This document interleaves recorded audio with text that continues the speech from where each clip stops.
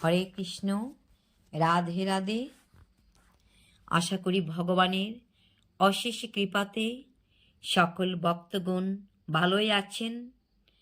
আমি সবাইকে উৎপন্না একাদশীর প্রীতি ও শুভেচ্ছা নিবেদন করে আরম্ভ করছি উৎপন্না একাদশী নিয়ে আলোচনা। হরি বল। তো 10 অগ্রহায়ণ 26শে নভেম্বর মঙ্গলবার দিন একাদশী গোস্বামী মতে। যারা গোস্বামী মতে একাদশীর উপবাস পালন করবেন তারা অবশ্যই 26শে নভেম্বর মঙ্গলবার দিন উপবাস থাকবেন। একাদশীর উপবাস উৎপন্না একাদশী। আর মঙ্গলবার দিন যারা উপবাস থাকবেন ওনারা বুধবার তারা পারণ করবেন। সেই পারণের সময় সূচি হলো 10টা 31 মধ্যে তারা পারণ করবেন। আর যারা বুধবারে একাদশীর উপবাস করবেন তাহারা বৃহস্পতিবারে পূর্বাহ্ন 9টা 38 মধ্যে পারণ করবেন। এই একাদশীর নাম উৎপন্না একাদশী কেন হলো? মূর নামক দৈত্য অত্যন্ত পরাক্রমশালী ছিলেন। দেবতারা তার কাছে পরাস্ত হয়ে ভগবানের কাছে গিয়ে বললেন, হে ভগবান, এই মূর নামক দৈত্যের হাত থেকে আমাদেরকে রক্ষা করুন। ভগবান তখন সেই মূর নামক দৈত্যের সঙ্গে যুদ্ধে লিপ্ত হয়ে গেলেন। এতই প্রভাবশালী ছিল, কোনো মতেই ভগবান মূরের সঙ্গে যুদ্ধে জয় হতে পারছেন না। তিনি অত্যধিক পরিশ্রান্ত হলেন। পরিশ্রান্ত হয়ে তিনি মায়া নিদ্রার ভান করে শুয়ে পড়লেন। মূর ভগবানের পিছন পিছন এসে দেখলেন যে তিনি ঘুমাচ্ছেন। ভগবান মায়া নিদ্রা নিদ্রিত অবস্থায় আছেন। এমন সময় মূর এসে ভগবানের উপর আঘাত করতে লাগলেন। ভগবানের শরীর থেকে সৃষ্টি হলো এক দিব্য মূর্তির।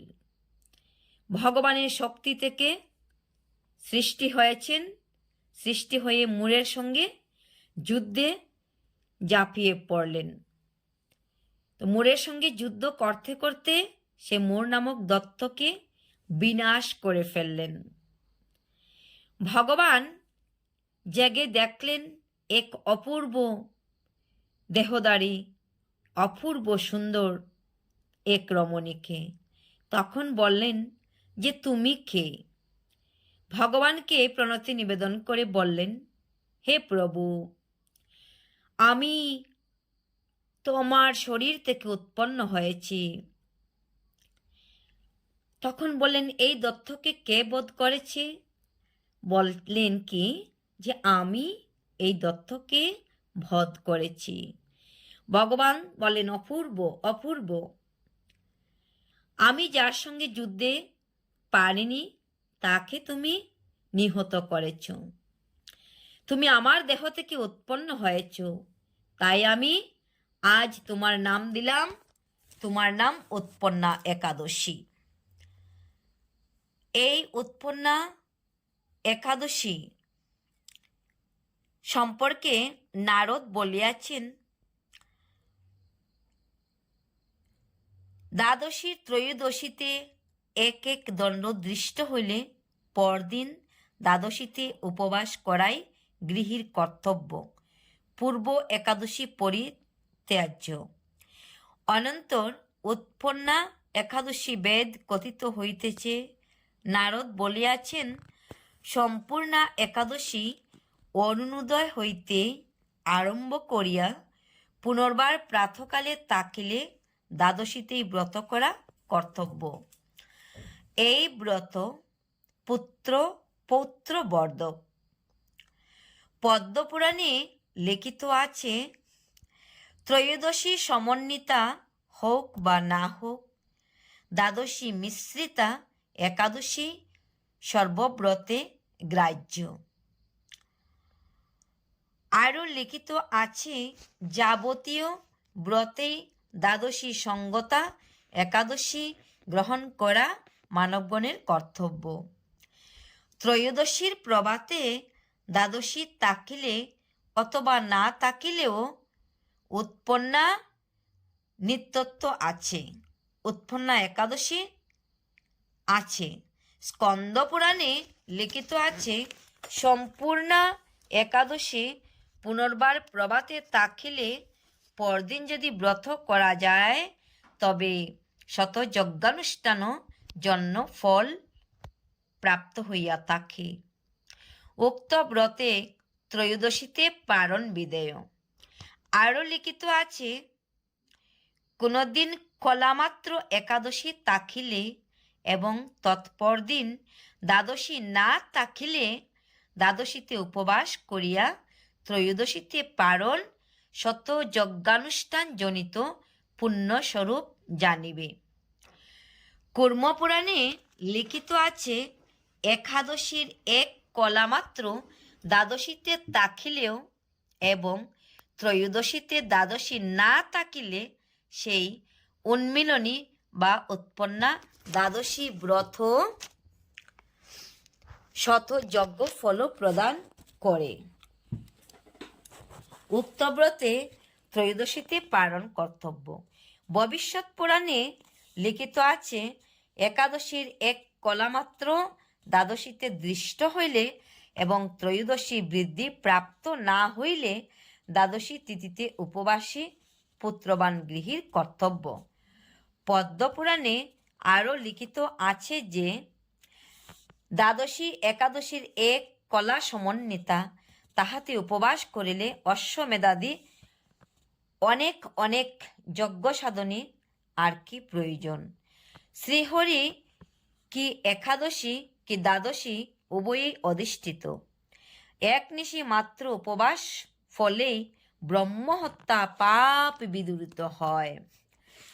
বিষ্ণুর রহস্যে লিখিত আছে, একাদশীর কলা মিশ্রিত দ্বাদশীতে উপবাস করিলে সেই ব্রত শত যজ্ঞ সদৃশ হয়। সেই ব্রতে ত্রয়োদশীতে পালন কর্তব্য। হে মানবগণ, একাদশীর কলা সমন্বিত দ্বাদশীতে উপবাস কর্তব্য। ত্রয়োদশী দিনে আহার করিলে হরি তৎপ্রতি প্রীত থাকেন। অনন্তর বেঞ্জলি দ্বাদশী ব্রতবিধি বিবৃত হইতেছে। স্কন্দ পুরাণে লিখিত আছে, অরুণোদয় হইতে আরম্ভ করিয়া সম্পূর্ণ একাদশী হইলে এবং দ্বাদশী সম্পূর্ণ হইয়া তৎপর দিন ত্রয়োদশীতে কিঞ্চিদংশ থাকিলে শুদ্ধা একাদশী বর্জনপূর্বক দ্বাদশীতে উপবাস কর্তব্য। কালিকা পুরাণে লিখিত আছে, একাদশী সম্পূর্ণ হইলে এবং পরদিন দ্বাদশী বৃদ্ধি প্রাপ্ত হইলে দ্বাদশীতেই উপবাস কর্তব্য।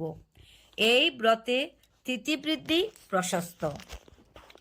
ভবিষ্যৎ পুরাণে লিখিত আছে, শুদ্ধা দ্বাদশীতে উপবাস পূর্বক দ্বাদশীতে পালন করিতে হয়। দ্বাদশীর কলামাত্র ত্রয়োদশীতে থাকুক অথবা না থাকুক, বিকলা দ্বাদশীতেই পালন কর্তব্য। হে রাজন, ওই দ্বাদশীতে উপবাস করিলে আর মানবকে জঠরে প্রবিষ্ট হইতে হয় না, অর্থাৎ তাহার পুনর্জন্ম বিদূরিত হয় না। ভাগবত আদি তন্ত্রে ও উক্ত আছে যে পরাহে দ্বাদশী বিদ্যমান থাকিলে সম্পূর্ণা একাদশী বর্জন করত শুদ্ধা দ্বাদশীতে উপবাস করিবে এবং দ্বাদশীতে পালন কর্তব্য। ভগবান হরি স্বয়ং বলিয়াছেন যে যে জীব ওই দ্বাদশীতে উপবাস করে তাহাকে আর জননী জঠরে প্রবিষ্ট হইতে হয় না। হরে কৃষ্ণ, হরি বল। তো আমরা সবাই এই একাদশী, উৎপন্না একাদশী অবশ্যই সবাই পালন করব, কারণ অতি পবিত্র এই একাদশী। এই একাদশী তিথি আমরা পালন করব, কারণ স্বয়ং ভগবানের দেহ থেকে, শক্তি থেকে সেই একাদশী জন্ম হইয়াছে। অনন্তর এই একাদশী বা বেঞ্জলি দ্বাদশী ব্রত আমরা পালন করিলে এই ধরাধামে আর ফিরে আসিতে হবে না। নারদ পুরাণে লিখিত আছে, যেদিন একাদশী ও দ্বাদশী হইয়া নিশা শেষে ত্রয়োদশী হয় তাহার নাম ত্রিস্পৃহা। ত্রিস্পৃশা দিনে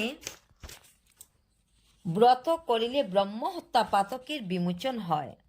কুর্মপুরাণে লিখিত আছে, একাদশী ও দ্বাদশী ও নিশা শেষে ত্রয়োদশী এই প্রকার ত্রিমিশ্রিতা তিথিকে ত্রিস্পৃশা কহে।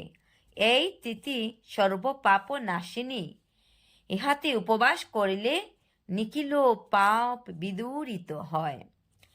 একাদশী, দ্বাদশী ও নিশা শেষে ত্রয়োদশী হইলে তদ্দিনে শত যজ্ঞজনিত পুণ্য অর্জিত হয়। এই ব্রতে ত্রয়োদশীতে পালন করিবে। আরও লিখিত আছে, ত্রিস্পৃশা একাদশীতে হরি অধিষ্ঠিত থাকেন। তো যেখানে হরি অধিষ্ঠিত থাকেন সেখানেই হয় হরিবাসর। ইহাতে উপবাস করা ধনেচ্ছু, পুত্রকামী, মুমুক্ষু ও বৈষ্ণব সকলেরই কর্তব্য। স্কন্দ পুরাণে লিখিত আছে, একাদশী, দ্বাদশী ও নিশা শেষে ত্রয়োদশী হইলে তদ্দিনে সযত্নে উপবাস করিবে। ওই তিথি মহাপুণ্য বর্দিনী। আরও লিখিত আছে, একাদশী কলাযুক্ত দ্বাদশী কয় প্রাপ্ত হইলে সেই দিন উপবাস কর্তব্য। তাহা হইলে নিখিল পাপ ধ্বংস, মহাপুণ্য লাভ হয়। একাদশীর কলা সমন্বিতা দ্বাদশী কয় প্রাপ্ত হইলে সেই একাদশী তিথি উপবাসের যোগ্য। দ্বাদশীতে উপবাস করা মোক্ষকামীগণের কর্তব্য। ভবিষ্যৎ পুরাণে লিখিত আছে, প্রথমত একাদশীর এক কলা তাকিয়া তদন্তর সমস্ত দিন দ্বাদশী তাকিবে এবং উষার ত্রয়োদশী হইবে। এইরূপ দিনত্রয় বিষ্ণু সম্বন্ধীয় বলিয়া অভিহিত। এইরূপ স্মৃতিশাস্ত্রে আছে, তদ্দিনকৃত উপবাস নিখিল পাথক নাশ। পদ্মপুরাণে লিখিত আছে, দ্বাদশী সঙ্গত এক কলা একাদশী তাকিলে কিংবা ত্রহস্পর্শ ঘটিলে তদ্দিনে যে পুণ্য অর্জিত হয়, দশমী সমন্বিত হইলে সে পুণ্যের সম্ভব নাই। যথায় ত্রিস্পৃশা একাদশী শ্রীহরি তাহার নিকটবর্তী থাকেন। এই ব্রতে শত যজ্ঞানুষ্ঠান জনিত পুণ্য অর্জিত হয়। এই ব্রতে ত্রয়োদশীতে পালন কর্তব্য। দ্বারকা মাহাত্ম্যে লিখিত আছে, অগ্রে কিঞ্চিন মাত্র একাদশী, মধ্যে সম্পূর্ণ দ্বাদশী এবং সর্বশেষে ত্রয়োদশী হইলে তাহার নাম ত্রিস্পৃশা। এই তিথি শ্রীহরির প্রীতি করি। ত্রিস্পৃশা প্রাপ্ত হইয়া তৎপূর্ব দিন একাদশীতে উপবাস করিলে পাথকানলে উপবাসীর যাবতীয় দৃঢ় কল্যাণ রাশি দগ্ধ হইয়া যায়। হরে কৃষ্ণ, রাধে রাধে।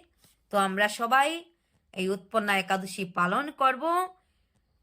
শুধুমাত্র একদিন জলে ফুলে উপবাস থাকলে কখনো কাহারও কোনো কষ্ট হবে না। সেই হরির বাসরে আমরা হরির নিকটে থেকে হরিকে আরাধনা করব, ভগবানের নাম নেব, ভগবানকে ডাকব এবং ভগবান শ্রীকৃষ্ণ আমাদেরকে অত্যন্ত অত্যন্ত কৃপা করবেন। আর অন্তিমকালে আমরা সবাই ভগবানের নিত্যধামে যাইতে পারিব। হরে কৃষ্ণ, রাধে রাধে।